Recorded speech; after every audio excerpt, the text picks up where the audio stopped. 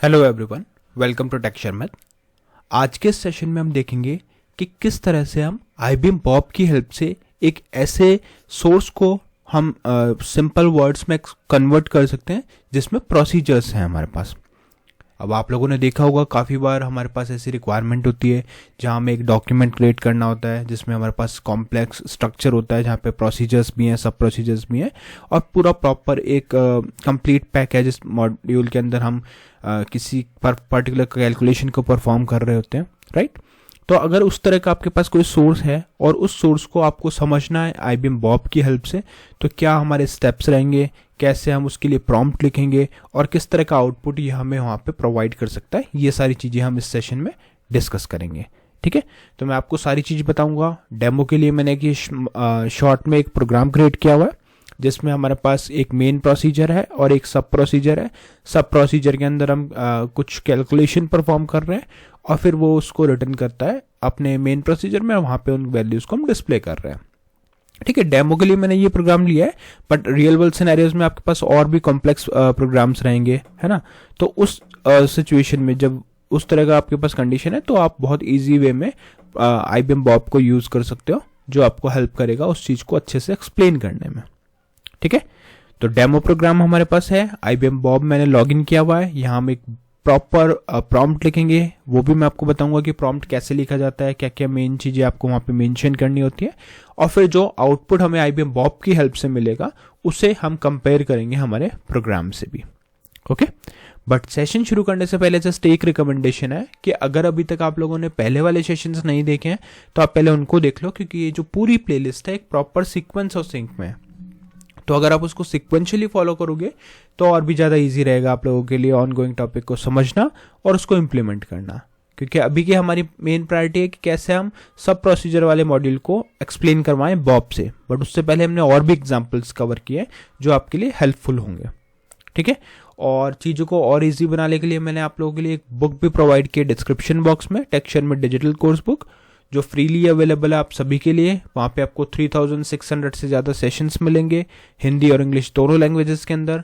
तो जैसा भी आपका लैंग्वेज प्रेफरेंस है उस अकॉर्डिंग आप कंटेंट को कंज्यूम कर सकते हो, और आपको वहाँ पर कोई भी क्वेरी आती है तो आप डायरेक्टली मुझे कमेंट सेक्शन में पूछ सकते हो। ओके, ऑल राइट, तो अब हम स्टार्ट करते हैं अपना topic.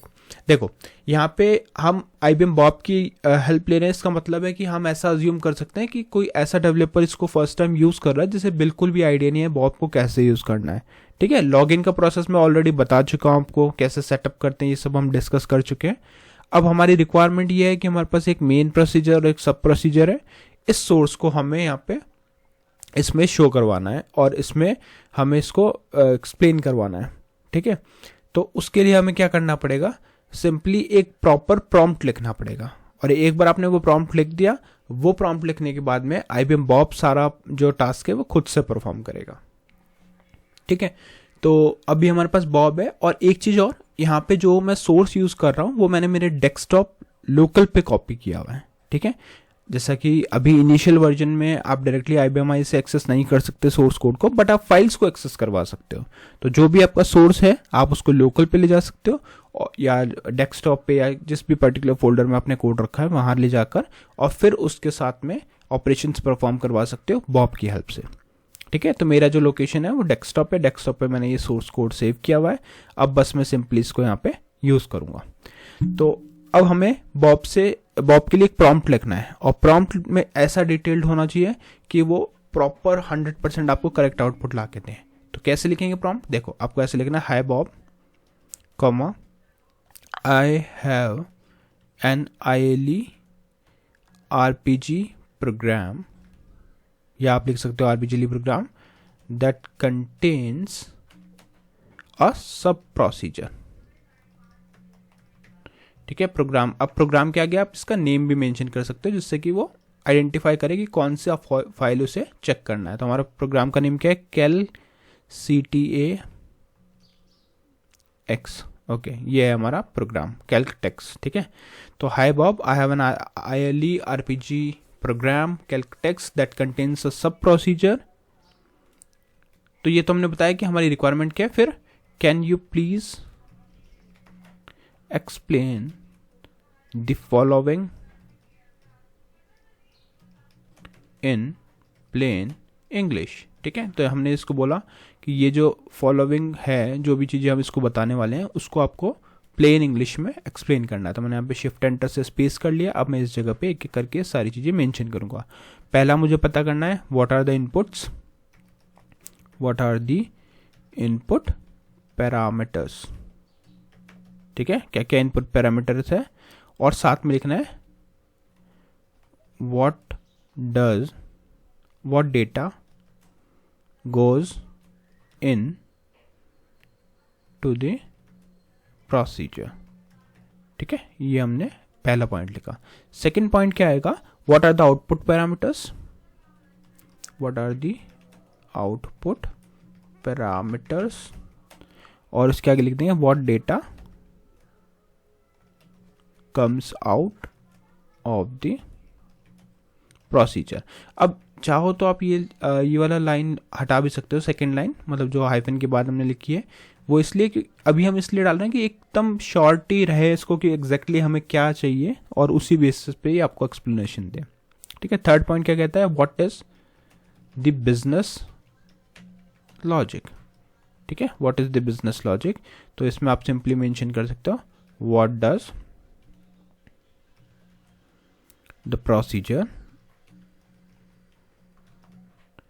what does the procedure actually do step by step। ठीक है, ये हमने कुछ क्वेश्चंस इसके लिए प्रोवाइड करे 3, और 2 क्वेश्चन और हम इसको देंगे। फोर्थ पॉइंट हम इसको देंगे what is the final result value, what is the final return value. ठीक है, और एक पॉइंट हम इसको देंगे can you give a real world example of when this would be used. ठीक है, तो ये सारे सिचुएशन हमने इसको दे दी कि हमें एग्जैक्टली आउटपुट में क्या क्या चाहिए, और फिर उसके बाद में सिंपली हम यहाँ पे एंटर प्रेस करेंगे बॉब पे, तो बॉब बाकी का काम खुद से करेगा। अब हो सकता है कि आप लोगों को लग रहा होगा कि ये हमने एक्स्ट्रा लाइन क्यों लिखा है, बट ये जस्ट इसलिए कि हमारा जो आउटपुट है वो बिल्कुल 100% वही है जो हमें चाहिए। तो अगर आप चाहो तो सिंपली इतना भी लिखोगे तो भी वो खुद से अंडरस्टैंड कर लेगा कि what are the input parameters, but फिर भी थोड़ा सा बेटर वे में एक्सप्लेन करने से क्या होता है, आउटपुट भी उसी तरह से हमें मिलता है। ठीक है, तो ये प्रॉम्प्ट हमने लिख दिया। प्रॉम्प्ट लिखने के बाद हम यहाँ पे सिंपली प्रेस करेंगे एंटर, और मेक श्योर करना है कि फाइल नेम आपने यहाँ डाल दिया हो, क्योंकि वो फाइल के बेसिस पे सर्च करेगा डेस्कटॉप पे, लोकल पे। तो यहाँ पे मैंने एंटर प्रेस किया। जैसे आप एंटर प्रेस करोगे कुछ सेकंड्स के अंदर ये आपको एक्सेस के लिए पूछेगा, I want to read this file outside the workspace. तो हम इसको अप्रूव करेंगे, तो अप्रूव किया तो वो एग्जैक्टली वही लोकेशन दिखा के पूछ रहा है कि क्या आप ये वाली फाइल को यूज़ करने वाले हो, और अलाउ करते हो, तो मैंने इसको अलाउ कर दिया। ठीक है, अब देखो आपने पूरा जो हमारा रिक्वायरमेंट था उस बेसिस पे हमारे को आउटपुट लाना शुरू कर दिया है। अब यहाँ पे मैं एक बहुत इंपॉर्टेंट चीज़ आपको बताने वाला हूँ कि कोई भी एआई मॉडल आप यूज़ कर रहे हो, चांसेस रहते हैं कि वो कुछ ना कुछ चीज़ें गलत समझ लें और गलत आउटपुट आपको ला के दे, राइट। तो अब आपकी रिस्पॉन्सिबिलिटी क्या है कि अगर आपका टास्क एआई ने किया है तो आपको उसको रिव्यू करना पड़ेगा, राइट। तो रिव्यू आपको करना पड़ेगा, स्पेशली आईबीएमआई के टर्म्स में अभी ये बहुत सारी मिस्टेक्स कर देता है। तो ऑल्दो इसको प्रिपेयर किया गया पूरे डेटा सेट से, बट फिर भी चांसेस हैं कि वहाँ पे कुछ इश्यूज हों। ठीक है, तो एक बार आपको रिव्यू इसको करना पड़ता है। तो अभी हम देखते हैं इसने क्या क्या आउटपुट ला के दिया हमें। तो पहला है input parameter what data goes in the procedure receives one input parameter P salary line number 27। तो अब आप देखोगे लाइन नंबर 27 बता रहे हैं पी सैलरी, डेटा टाइप इसको बताया इसने।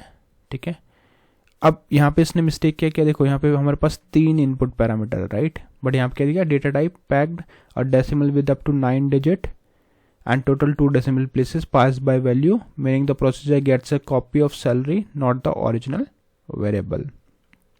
फिर इसने आउटपुट वेरिएबल क्या दिया, आउटपुट वेरिएबल में इसने दिया यहाँ पे P text AMT, okay, but ये गलत है ना। यहाँ पे इसने आउटपुट पैरामीटर क्या दिया, और इसने दिया पी नेट पे। और फिर बिजनेस लॉजिक में इसने क्या दिखाया, एक बार हम इसको देखते हैं। बिजनेस लॉजिक में इसने क्या दिखाया, initialize tax rate, set local variable tax 0 to 0.20 which means 20%। फिर इसने कैलकुलेट किया जो लॉजिक हमने यहाँ पे डाला है उसके बेसिस पे, और यहाँ पे आपको कैलकुलेट होने पे नेट पे इसने बताया। फिर फाइनल वैल्यू इसने क्या रिटर्न किया, the procedure does not have a traditional return value, instead it modified the output parameters, the calling program receives the updated values directly in the variable. और रियल वर्ल्ड एग्जांपल में क्या बताया, payroll processing system में इसको use किया जा सकता है। इमेजिन ए कंपनी और HR department processing monthly salaries, ठीक है। और यहाँ पे इसने कुछ एग्जाम्पल भी दे दिया, अदर यूज केसेस भी दे दिया। अब पॉइंट मैंने जो आपको पहले बोला था वही है कि कई बार ये हेलुसिनेट कर जाता है, चीज़ों को गलत समझ जाता है, राइट। तो यहाँ पे इसके बेसिस पे क्या है, इसने बोला सिर्फ एक इनपुट पैरामीटर है, बट हम यहाँ देख सकते हैं इनपुट पैरामीटर हमारे पास 3 है, ठीक है।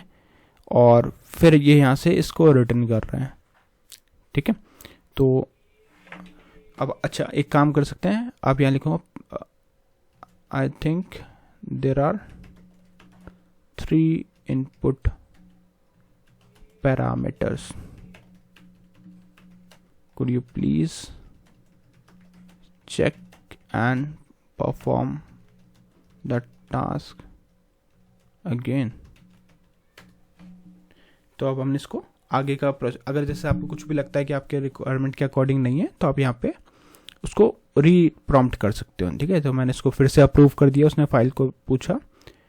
तो अभी ये क्या कह रहा है, the procedure has 3 parameter total in procedure. तो वही है कि अगर आप इसको करेक्ट इन्फॉर्मेशन प्रोवाइड करोगे तो ये और उससे बेटर वे में वर्क करेगा, ठीक है। तो अभी के लिए हम आउटपुट पे उतना फोकस नहीं कर रहे हैं, जस्ट हम ये देख रहे हैं कि अगर आपके पास कोई सोर्स है और उस सोर्स को आपको कन्वर्ट करना नॉर्मल इंग्लिश लैंग्वेज में, तो वो कैसे आप कन्वर्ट करोगे।